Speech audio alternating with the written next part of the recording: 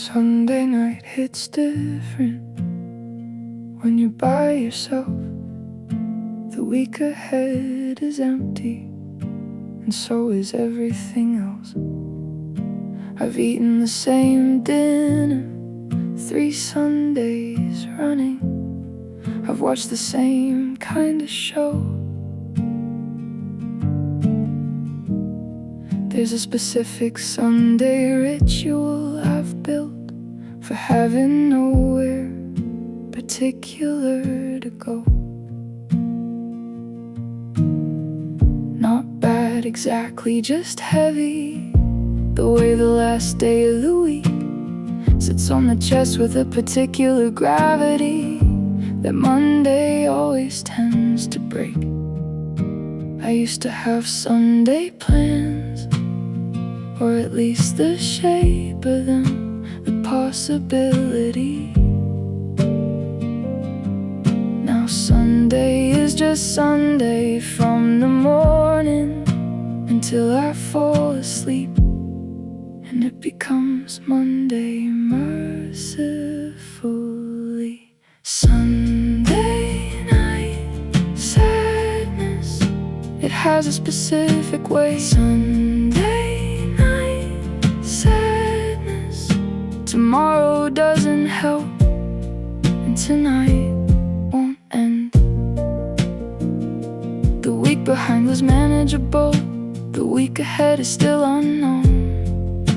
Sunday night sadness is the one that catches you between everything you've handled and the next thing on your own. I called a friend at 7, she was busy.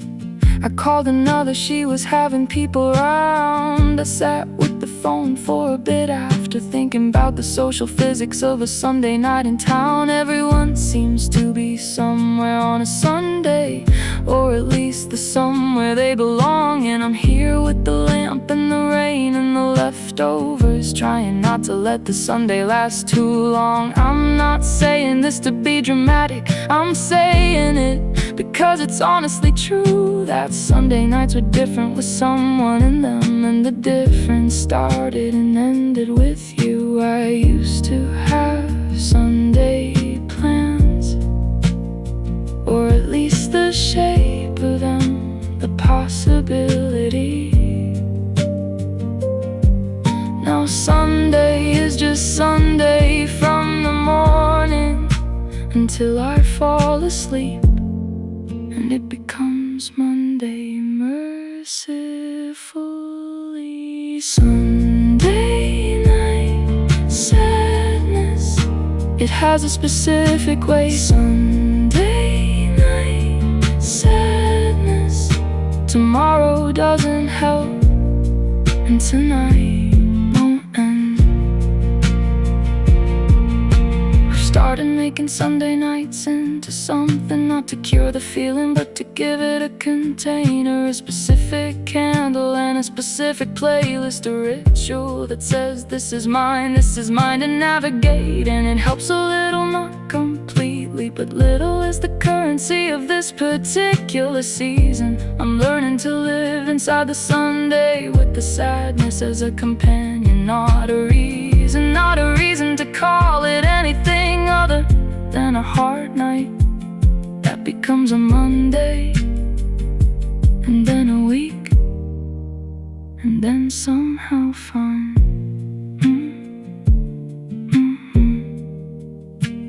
Won't end. Still Sunday, still heavy, still mine, still Sunday.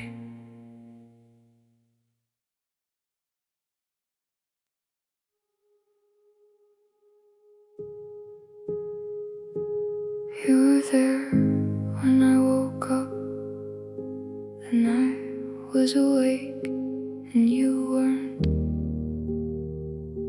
The dream was ordinary, not significant, not symbolic, just you, just present, just the way you used to be in rooms, just talking talking about something unremarkable, and then the waking, and the specific weight of the waking, which is heavier than the sleeping by exactly the amount of you.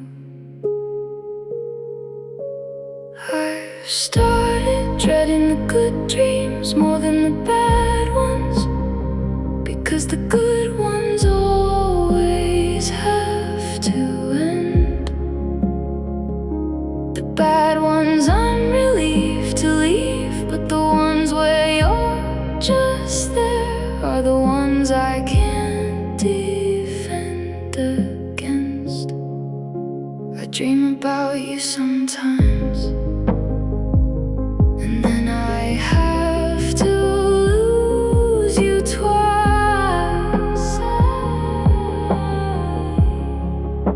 I dream about you sometimes, and the second loss is worse than the first, because the first was something I prepared for. The second arrives with no warning at 7 in the morning, in the space between sleeping and awake, where the dream still feels like fact. I read that we dream about people when we haven't fully processed the loss, that the sleeping mind is still filing, and you keep coming up in the search. I believe it, but the believing doesn't make the waking any softer. The logic doesn't help the body when the body expected you this morning after. I've tried not going back to sleep after a dream like that, too risky. I've tried lying still and holding it before it fades, and I miss you. I've started dreading the good dreams more than the bad ones, because the good ones always have to end. The bad ones I'm relieved to leave, but the ones where you're just there are the ones I can't defend against. I dream about you sometimes, and then I have to lose you twice. I dream about you sometimes, and the second loss is worse than the first.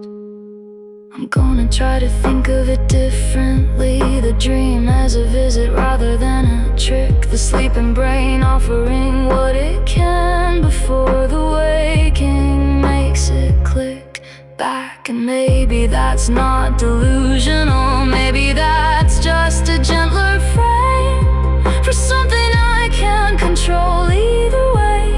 So I'll take the visit and accept the second loss, and try to be glad I had the dream. Worse than the first every time, but still glad I had it, still glad I dreamed.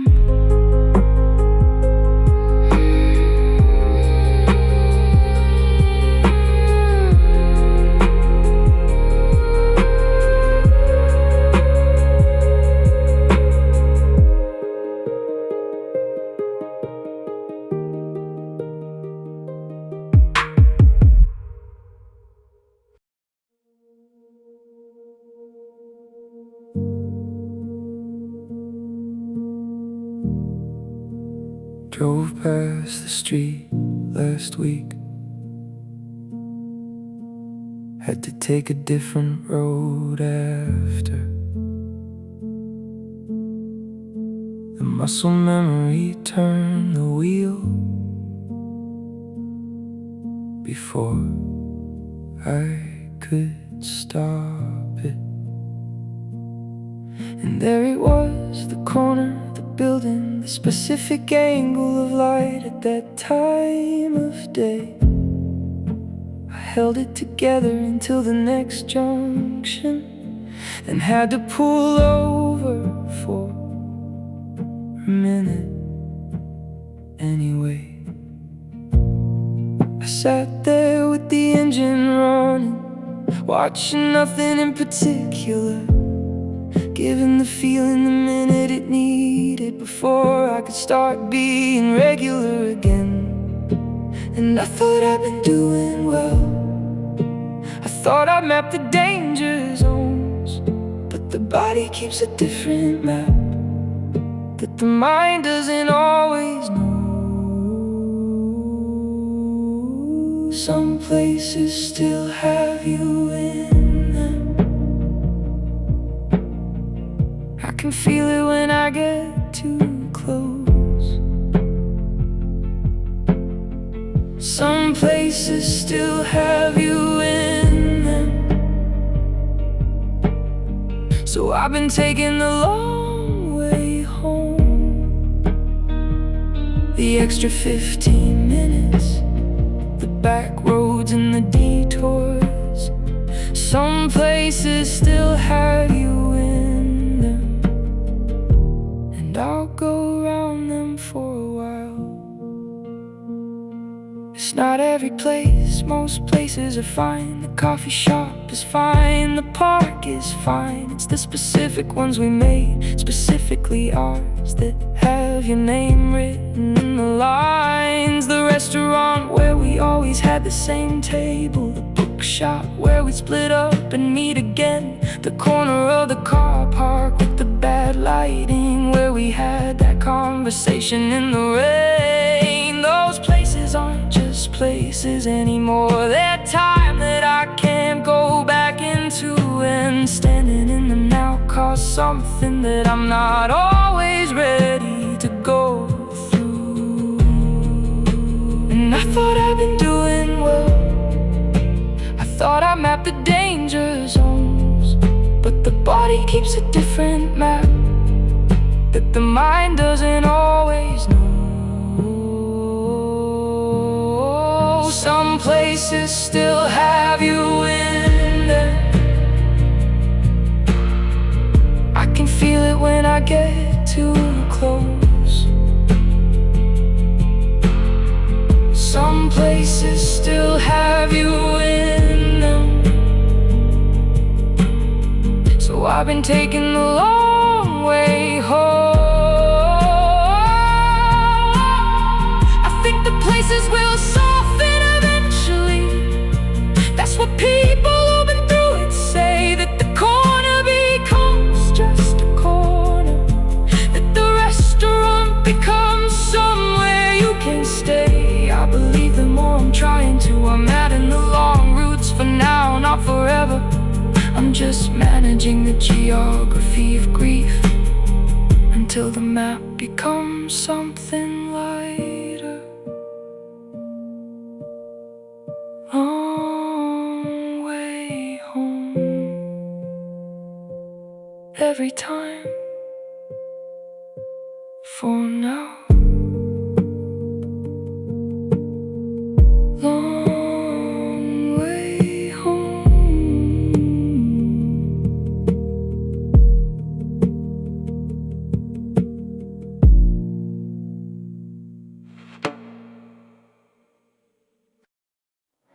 I sent you something at 2:30. I won't tell you what it said, but you already know. I saw it sitting there in the morning light, and felt the specific shame of midnight honesty exposed. I thought about deleting it before you read it, but the ticks were blue by then, the damage done. So I sat with the embarrassment of being human, of needing something and letting it be shown. There's something about the late hour that dissolves the careful architecture of not needing. At 2 a.m. the wall comes down completely, and all that's left is the honest person underneath. I only say the true things, after midnight, when the filter's low and the feeling's high. I only say the true things after midnight, and then spend the morning asking myself why. But maybe midnight me is trying to tell me something about what I actually want beneath the daylight version. Maybe midnight me is less afraid of the answer. Maybe midnight is when I should be paying more attention. You replied the next morning, matter of fact, like you hadn't just received my 2 a.m. confession. You were kind about it, which was almost worse. Kindness as deflection is its own kind of rejection. I said something like, sorry for the late message. You said something like, no worries, and moved on. And we spent the next week building back the distance from the honesty of what I'd said at 1. I only say the true things after midnight, when the filter's low and the feeling's high. I don't wanna only be brave when I'm half asleep. I wanna be that honest in the daylight too. I wanna stop saving the real things for the dark hours and say them when it actually matters, looking at you. So here I am, it's 2 in the afternoon, and I'm telling you with full awareness what I mean, that I liked you and I meant it, and I'm fine that you didn't. And saying it out loud is the most honest I've been. Most honest I've been. In the afternoon, sober and clear and fine. Had a funny thing happen at work today. Instinct said tell you, and then remembered the number I've been calling for 3 years is not a call I'm allowed to make in December. So I told the story to the wall instead, and the wall did what you used to never do. It didn't laugh, it didn't add to it, it just sat there the way rooms do. And I realized somewhere in that silence how much space you took up in my daily life. Not just the big things, not just the feelings, but the running commentary, the ordinary twice. Who was I talking to before I met you? Before you were the first call and the last. Who was I sending all the small things to? Before you were the context for my whole day's cast. I've got full bars and no one to call. I got stories with nowhere to go. Who was I talking to before I met you? I genuinely don't know anymore. I've tried calling other people with the small stuff. It feels like I'm speaking a different language now. They're kind about it, but I can tell they're waiting for the thing that makes the story matter. Somehow you understood the references without explaining. You knew the names and the history and the stakes. Building that with someone takes forever, and I don't have the patience that rebuilding takes. Who was I talking to before I met you? Before you were the first call and the last. Who was I sending all the small things to? Before you were the context for my whole day. he's cast. Maybe the answer is I was talking to myself more. Maybe that's not the tragedy I think. Maybe silence has a function I forgot about. Maybe I was living on the private side of things. I'm going to try it, sitting with the stories. Not every moment needs a destination. Maybe some things can just happen and be over without becoming someone else's narration. Without becoming someone else's. Just mine. Just mine.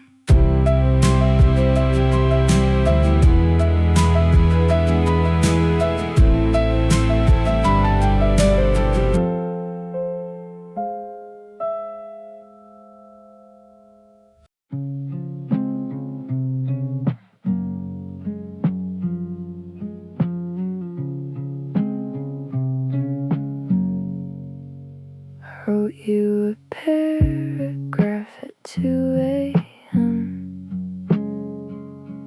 Said everything I'd been holding and stared at it for maybe 20 minutes, then deleted it again.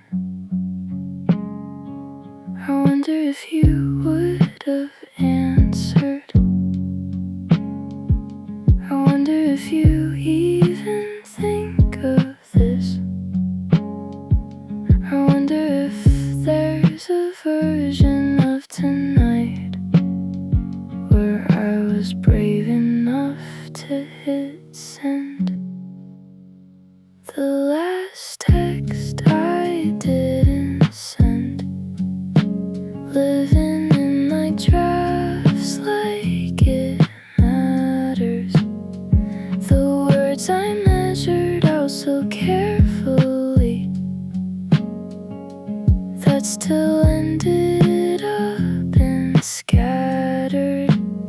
I could have said it all, I could have laid it down. The last text I didn't send is still the loudest sound.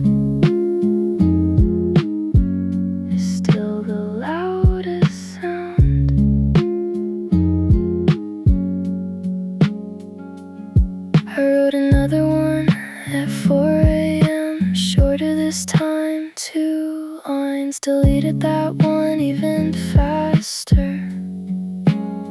Some messages aren't meant to survive. The last text I didn't send, living in my drafts like it matters. The words I measured out so carefully that still ended up and scattered. I could have said it all, I could have laid it down. The last text I didn't send is still the loudest sound.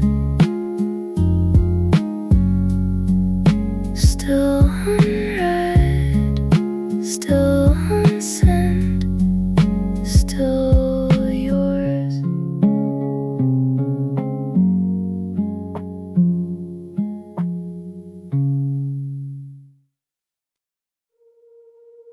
Phone on the pillow, bright side up, just in case.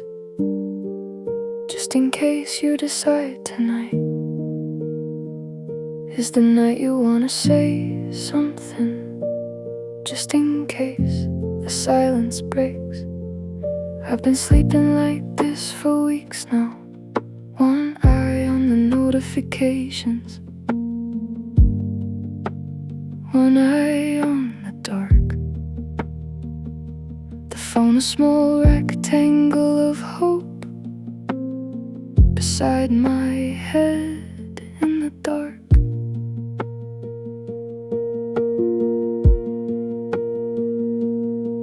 I know the message isn't coming.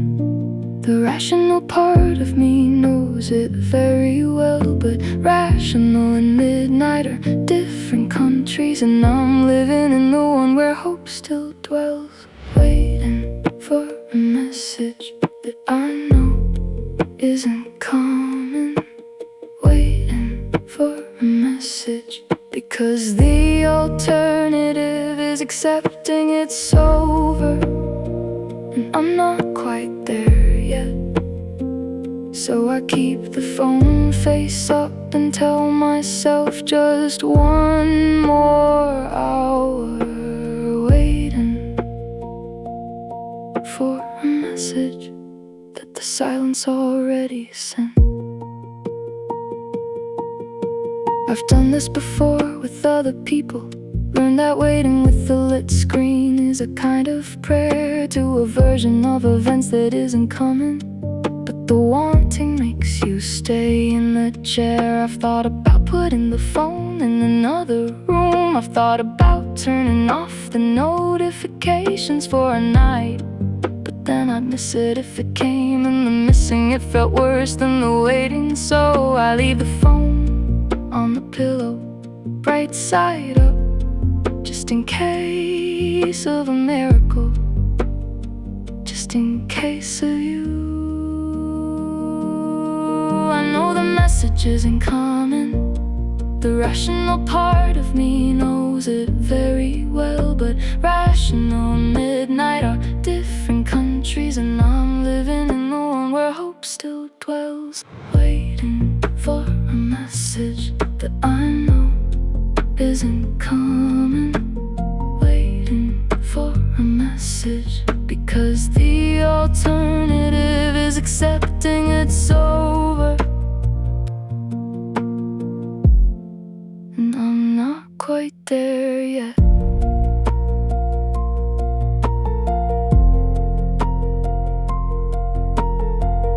There will come a night when I put the phone face down and sleep, when the waiting becomes something I can't release, without it feeling like giving up, when the silence is just silence, and not a held breath, not a question, when the face down phone is peace, and not a small surrender. I'm not there yet, but I'm getting there slowly, one bright-sided night at a time, still waiting, still bright side up, just in case, just in case, still waiting.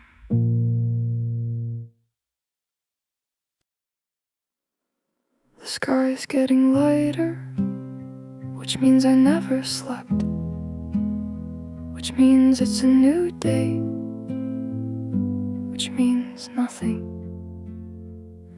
I've been here before, the specific crossing from the night into the day without the sleep between. It has its own texture, its own kind of tired, not the ordinary kind, the other kind, the deep. The tired that settles in the eyes first, then the shoulders, then the chest. The tired that makes the light look wrong, like the morning knows you haven't rested. I've spent the night with all my thoughts, I've given them each their moment in the chair, and now the birds are doing what birds do at this hour, and I'm still here.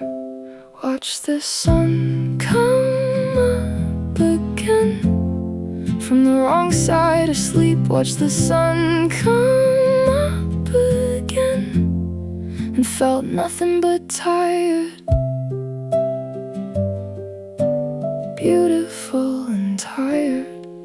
The sky does the thing it always does, completely indifferent to my night, and I watch it like I always do at this hour. Still here, still tired, still not quite alright.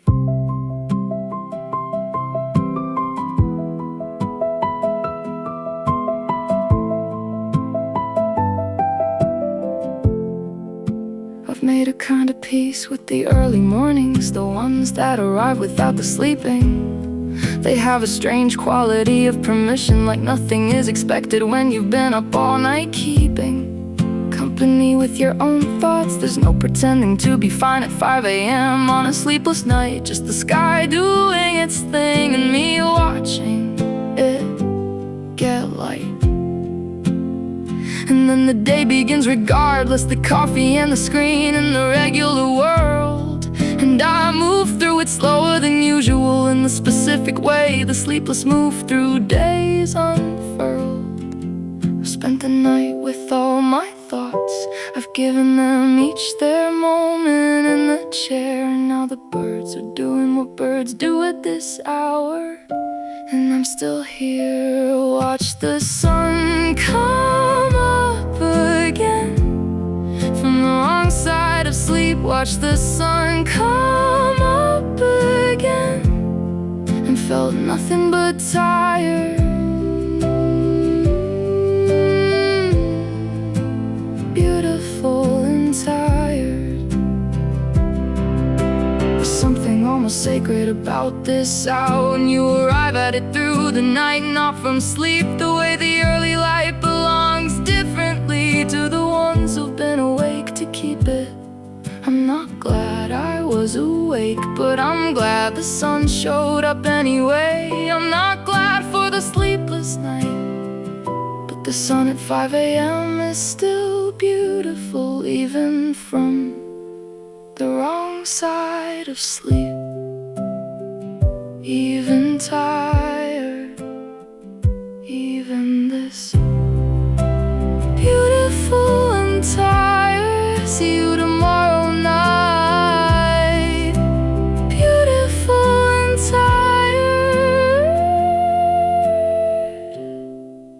The sun comes up either way. You never gave me enough to leave on, but you always gave me just enough to stay. A message every few days that felt like something, a warmth that showed up just before I walked away. I got good at reading minimal signals, turning a like into a declaration, a voice note into evidence of feelings, or maybe into a confirmed invitation. I know what you were doing, I knew at the time, but knowledge isn't the thing that makes you grow. You were giving me just enough light to follow without ever letting me find the source, you know. You were leaving breadcrumbs through the dark, and I was following every single one. You were leaving breadcrumbs through the dark, never arriving anywhere, just keeping me from done. I wasn't stupid, I was hopeful. There's a difference, I could see it clearly while I was still inside.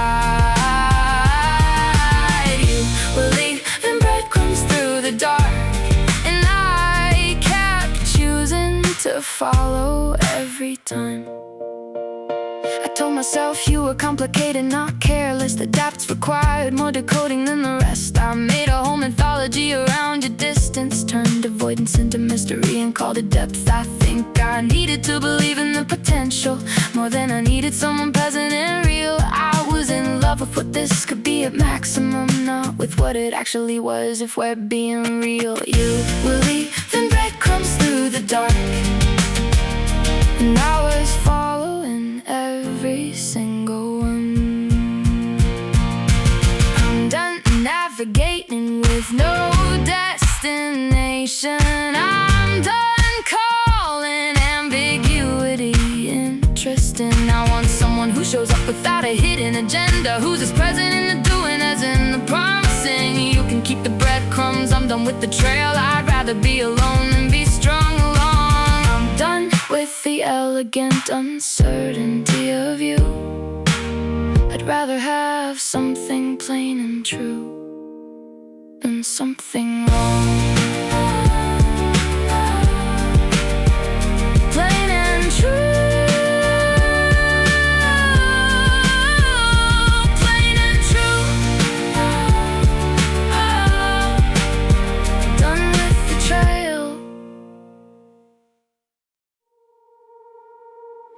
didn't end it, you just stopped. No conversation, no conclusion, no goodbye. One day you were there, and then you weren't, and the absence arrived before I understood why. I checked if I'd said something wrong, rewound every interaction, looking for the fault. I came up with 100 possible explanations and landed on the one that hurt the most by default. Because when someone disappears without a word, the story you tell yourself is rarely kind. You become the author and the villain simultaneously in the narrative left behind. You ghosted me and left me with the haunting, with the silence shaped exactly like your presence. You ghosted me and left me with the questions that don't have answers, because you're not here to give them. I deserved a sentence, even a hard one. I deserve the respect of knowing what this was. You ghosted me and kept on living while I was stuck in the ambiguity you caused.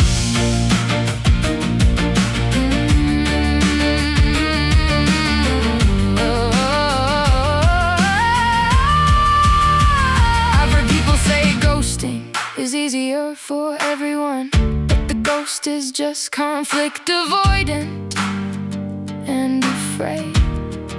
I understand the human logic of it, I just refuse to make it okay. Because on the other end of someone's easy exit is a person asking why in the dark for weeks, is a person building a case against themselves, using the silence as evidence of what it means. You ghosted me and left me with the haunting.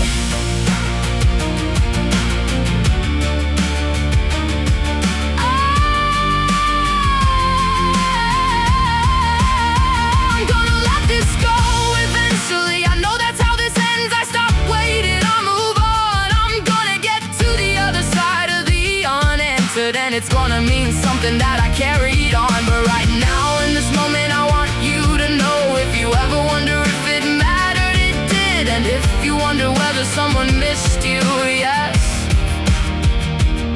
And if you think about what you left, this is it. This is what you left.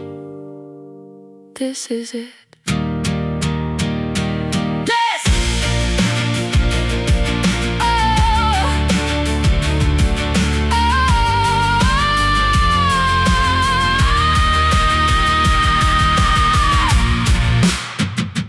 This. Opened your profile again before I could stop myself. Saw that you were active, put my phone face down. Picked it back up in 3 minutes, did the thing again. Saw the same green dot, like a lighthouse in the dark, calling me toward the rocks again. I know what I'm doing, I know this isn't good for me, but knowing is different from stopping, at least at this time of night it seems. I should close the app and sleep, I should do literally anything else, but the green dot is information, and I'm addicted to knowing. I'll tell myself, last seen just now, and so was I, last seen just now. We're both awake, but not talking. Online at the same hour, in the same darkness, but not talking. We're both awake, and the silence between us is the loudest thing in the room tonight. I've thought about what it would take to stop checking break the 2 a.m. habit of your name in the search bar and reclaim my own dignity. The rational version says delete the app, or at least unfollow, take some space. But the emotional version has its own arithmetic, and the green dot wins every race. I'm not proud of this, I want to be clear. I'm not romanticizing the surveillance, I'm just being honest about how grief works, and the person's still technically present. I should close the app and sleep, I should do literally anything else, but the green dot is information, and I'm addicted to knowing. I'll tell myself, last seen just now, and so was I. Last seen just now, we're both awake but not talking. I turned off my active status last week, so at least the watching goes one way. At least you don't see the green dot of me controlling the night of your page. Small controls are still controls, and I'll take the ones I got. Last seen just now, for you, maybe for me. Last seen trying to stop.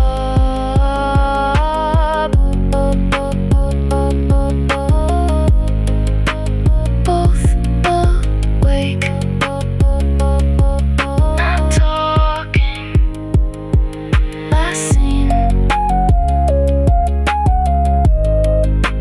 both here, not talking. Both awake.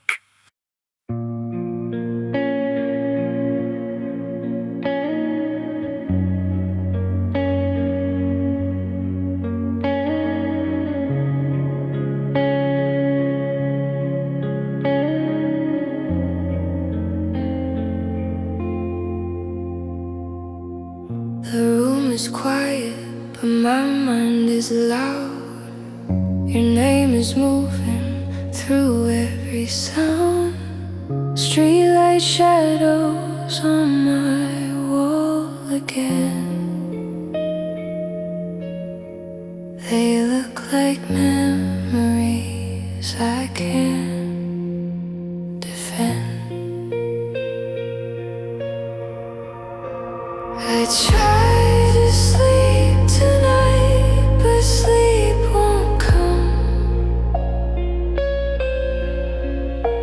Your voice is whispering where you're not from. I'm still awake with you in a world where you're gone.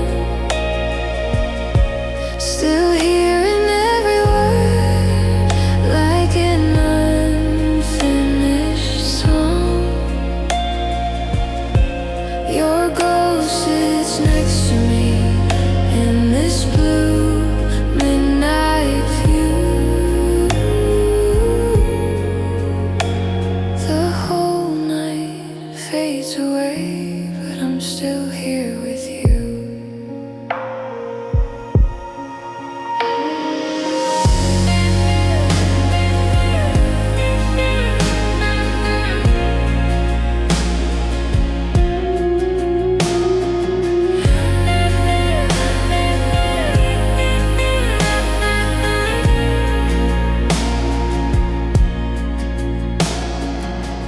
Cold window breathing my tired face. Your laughing echoes fill this empty space. Phone screen lighting your old goodbye. I read it slowly, like I still try.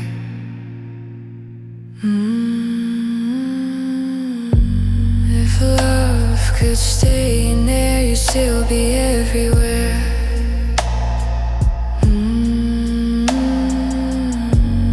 If time could turn aside, you'd still be mine tonight. I'm still awake with you, though morning's getting near. The sun will rise again, but you won't reappear. So I'll just close my eyes and live one dream come true, where night never ends and I'm still there with you.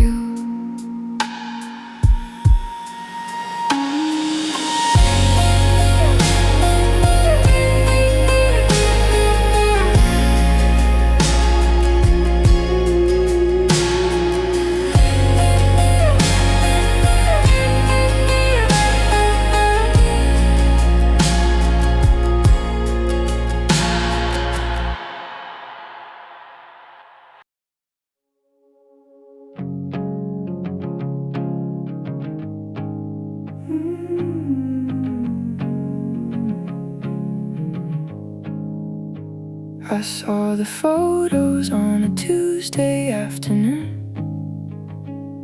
Wasn't even looking for them. They just appeared the way these things do now. When the algorithm decides to hurt you, you looked happy, which is the worst kind of fine, because I can't even be angry. You're allowed to be happy. That's not something I can take from you. You moved on before I knew it was ending. You were already somewhere else while I was still here. You moved on before I had a chance to lose you. You were already gone, I just didn't know it yet.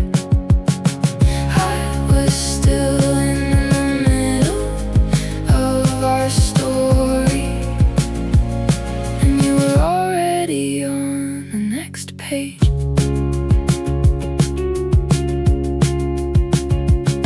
I'm not angry, I just feel slow, like I missed a step somewhere, like everyone got the memo except me, like I was the last one to know.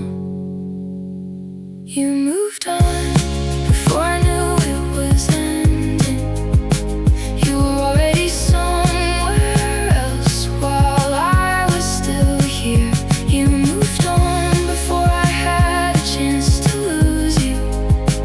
You were already gone, I just didn't know it yet.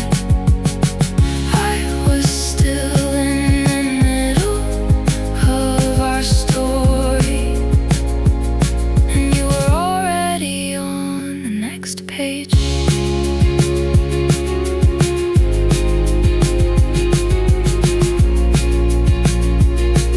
You were already on the next page.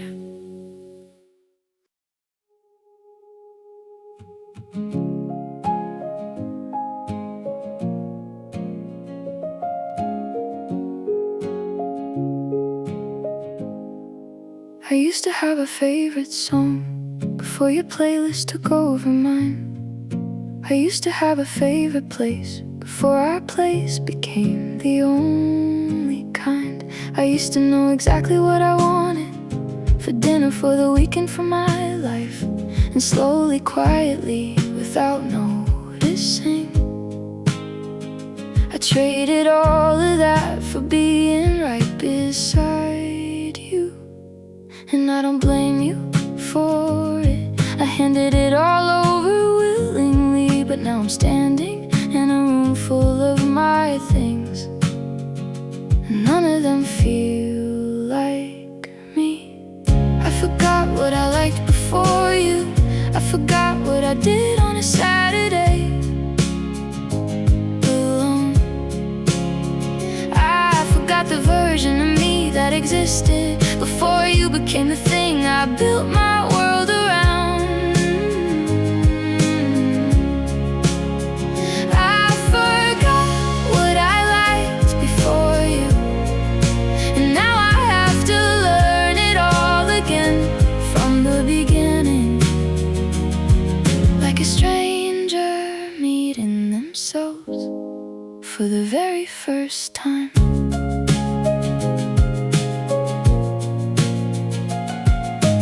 I've been asking people what their favorite things are, trying to find some echo of my own. I tried the music that I loved at 17. It sounded like someone I used to know. I tried the places that I went before we happened. I sat there waiting to feel something real, and I felt it, barely like a signal, getting stronger, like a self that's trying to come back and heal.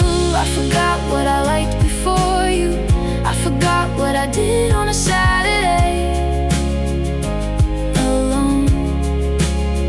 I forgot the version of me that existed before you became the thing I built my world around. I forgot what I liked before you, and now I have to learn it all again from the beginning. Like a stranger meeting themselves for the very first time. Maybe this is where it starts, not a comeback, just a question. What do I want when no one's watching? What do I reach for in the silence? I'm writing a list of small things, songs and foods and morning habits, building back a self in pieces, learning who I am without you in it.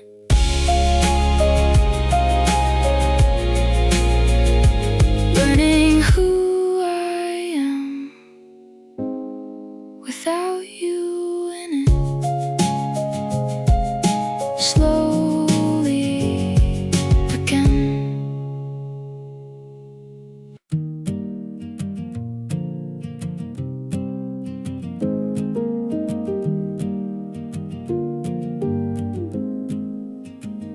I'm very good at keeping a conversation going. I have a talent for filling in the silences, for asking the follow-up, the next question, the warmth, for making it feel mutual even when it isn't. I've been doing it with you for 7 weeks now, and you show up just enough for me to keep at it. I'm the one who opens every thread we have, and you're the one who closes it without a habit. I started counting, I know that sounds obsessive, but the data was the only thing that felt like truth. 3 messages for everyone you sent me. I was the conversation and you were the excuse. I talk, you tolerate. I reach, you receive. I show up, you're available enough to keep me. I talk, you tolerate, and I've been calling that enough, but enough is not the same as what I need. I want someone who initiates, who opens the thread because they thought of me, not someone who responds because I sent them something. I went silent for 3 days just to see what happened, and what happened was a lot of absolutely nothing. And the nothing was the most clarifying data that my brain had been refusing to be touching. I wasn't testing you, I was testing myself to see if I could sit with what was real. The nothing confirmed it gently and completely, and I let myself, for the first time, actually feel. I talk, you tolerate.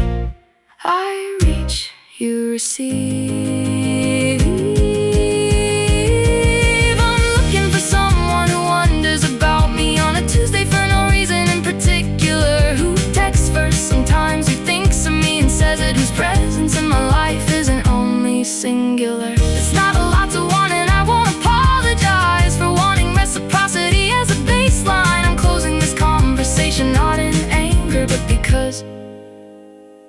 deserve a thread that goes both ways this time. Both ways this time. Both ways. I deserve that. I sent you something at 2:30. I won't tell you what it said, but you already know. I saw it sitting there in the morning light and felt the specific shame of midnight honesty exposed. I thought about deleting it before you read it, but the ticks were blue by then, the damage done. So I sat with the embarrassment of being human, of needing something and letting it be shown. There's something about the late hour that dissolves the careful architecture of not needing. At 2 a.m. the wall comes down completely, and all that's left is the honest person underneath. I only say the true things after midnight, when the filter's low and the feeling's high. I only say the true things after midnight, and then spend the morning asking myself why. But maybe midnight me is trying to tell me something about what I actually want beneath the daylight version. Maybe midnight me is less afraid of the answer. Maybe midnight is when I should be paying more attention. You replied the next morning, matter of fact, like you hadn't just received my 2 a.m. confession. You were kind about it, which was almost worse. Kindness as deflection is its own kind of rejection. I said something like, sorry for the late message. You said something like, no worries, and moved on.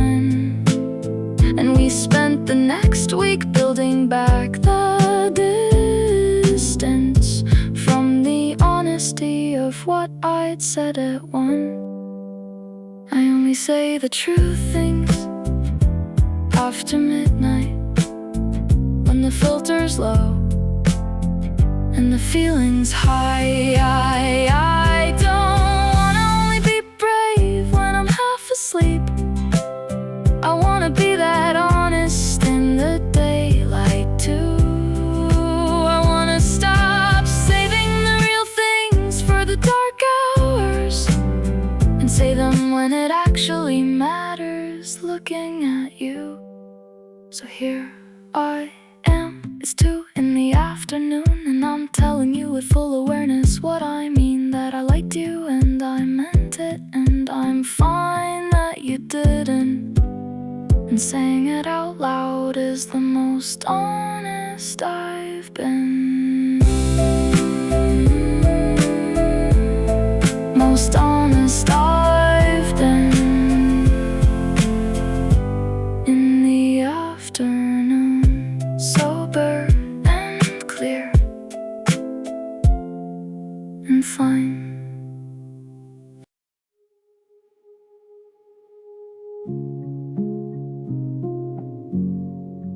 The lights go off, the room goes still, and somewhere between tired and awake you find me again. I try to think of something else.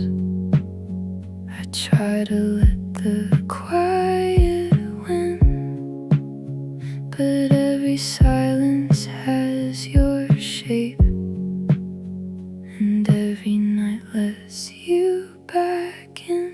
It gets quiet and it gets loud. Your name in my chest like a storm in a cloud.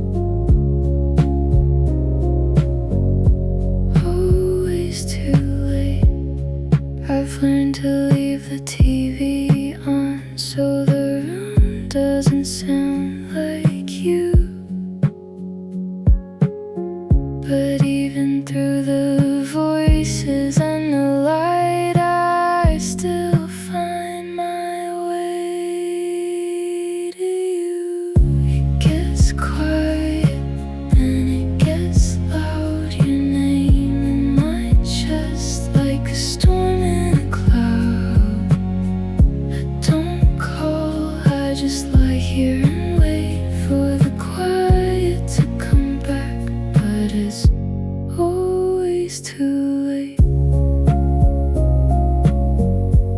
Always too late.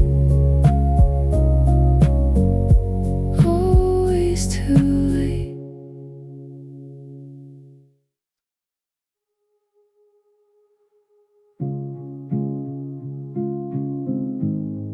The lights go off. The room goes still. And somewhere between tired and awake, you find me again. I try to think of something else.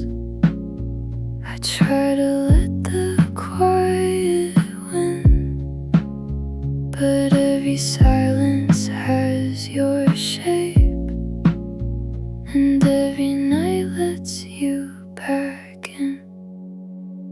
It gets quiet, then it gets loud. Your name in my chest like a storm in a cloud. I don't call, I just lie here and wait for the quiet to come back. But it's always too late.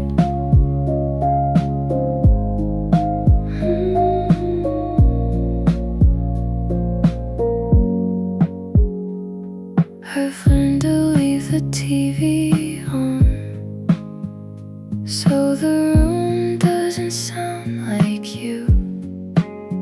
But even through the voices and the light, I still find my way to you. It gets quiet, then it gets loud.